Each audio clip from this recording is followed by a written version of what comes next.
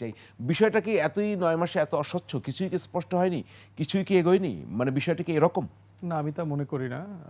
আমি মনে করি যে উনি নির্বাচনের ব্যাপারে বরাবরই একটা ডেডলাইন দিয়েছেন এবং সেই ডেডলাইনে উনি স্টিক আছেন এবং সেই ডেডলাইনের ব্যাখ্যা উনি দিয়েছেন। ডিসেম্বর থেকে জুন বেশি সংস্কার চান, অল্প সংস্কার চান এবং ঐক্যমত কমিশনের সাথে আমরা মিটিং করবার পরে যেটা মানে মানে আজ করতে পারছি সেটা হচ্ছে যে জুলাই নাগাদ একটা সংস্কারের ডেডলাইন, মানে একটা পরিধি ঠিক হয়ে যাবে যে সকল রাজনৈতিক দলগুলোর সাথে আমরা এই বিষয়গুলোতে একমত, আর এই বিষয়গুলোতে একমত হতে পারি না। এবং এটা তো প্রফেসর আলী রিয়াজ বলেছেন, প্রফেসর ইউনূস এর আগে বলেছেন, এটা আমরা পাবলিক করে দেব কে কোন বিষয়ে একমত দ্বিমত হয়েছেন। এবং সেক্ষেত্রে এরপরে আলোচনা শুরু হবে যে কোনটা কোনটা আমরা এই বাস্তবতা যেটা আমাদের এখন আছে অন্তর্বর্তীকালীন সরকারের, এই সময় আমরা বাস্তবায়ন করে যাব, আর কোনটা কোনটা করব না। এই বাস্তবায়নের তালিকা যদি বড় হয় তাহলে সময় বেশি লাগবে, ডিসেম্বর পার হয়ে যাবে। বাস্তবায়নের তালিকা যদি ছোট হয়, যেটা ঐক্যমতের ভিত্তিতে সিদ্ধান্ত হবে, সেটা আর একটু বিয়ন্ড চলে যাবে।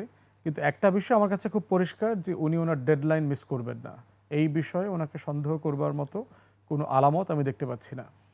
এই ডেডলাইনটা উনি মিস করবেন, এইটা হচ্ছে একটা ইন্ডিয়ান প্রপাগান্ডা, একটা ইন্ডিয়ান প্রক্সি এখানে চলছে।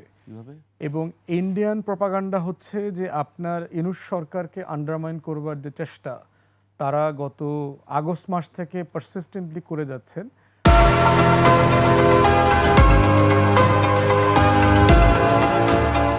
সেইটা ইন্টারন্যাশনালি ফেল করেছে এবং ন্যাশনালি এটার খুব ভালো ট্র্যাকশন তৈরি হয় নাই।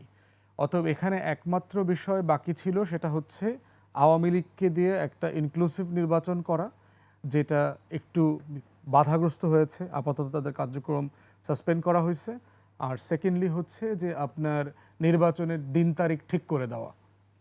এই দুইটা বিষয়ে ইন্ডিয়ান প্রক্সির খেলা খেলছে বাংলাদেশে বেশ কিছু রাজনৈতিক দলের নেতারা এবং হচ্ছে সামরিক বেসামরিক আমলারা। আপনি একটু ক্লিয়ারলি বলবেন, সামরিক বেসামরিক আমলারা, বিএনপির মতো বড় দল ডিসেম্বরের ভিতরে নির্বাচন চাচ্ছে, আরো কয়েকটা দল চাচ্ছে, কেউ হয়তো বা, কিন্তু এই প্রক্সির কারা গুটি হয়েছে। মানে দিন শেষে হচ্ছে যে বাংলাদেশে এখন এই মুহূর্তে ক্ষমতায় আসার মতো কোনো রাজনৈতিক দল নাই বিএনপি ছাড়া। এটা ডিসেম্বরের জন্য যেমন সত্য, আগামী বছর জুন মাসের জন্য একই কথা সত্য।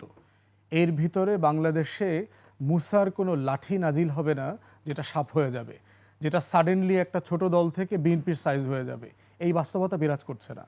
তাহলে প্রশ্ন হচ্ছে যে বিএনপির ভিতরে একটা ইলেকশন ট্রমা কাজ করছে, যে মনে হচ্ছে একটা ষড়যন্ত্র হচ্ছে, মনে হচ্ছে 111-এর মতো একটা সিচুয়েশন তৈরি হবে যেখানে আমাকে নির্বাচন থেকে, আমাকে ক্ষমতা থেকে বঞ্চিত করা হবে। এই ট্রমাটা তার জন্য ন্যায্য, এই জন্য সে বারবার চাচ্ছে এটা। কিন্তু ইন্ডিয়ান যে প্রোপাগান্ডা মেশিন এবং ইন্ডিয়ান যে ডিসকোর্সের কথা বলছি, সেইটা হচ্ছে যে ইউনূস সরকারকে আন্ডারমাইন করা, দেশের ভিতরে অস্থিতিশীলতা তৈরি করা এবং হচ্ছে এমন একটা পরিবেশ তৈরি করা যেন ছেড়ে দে মা কেঁদে বাঁচি, এরকম একটা অবস্থা তৈরি হয়।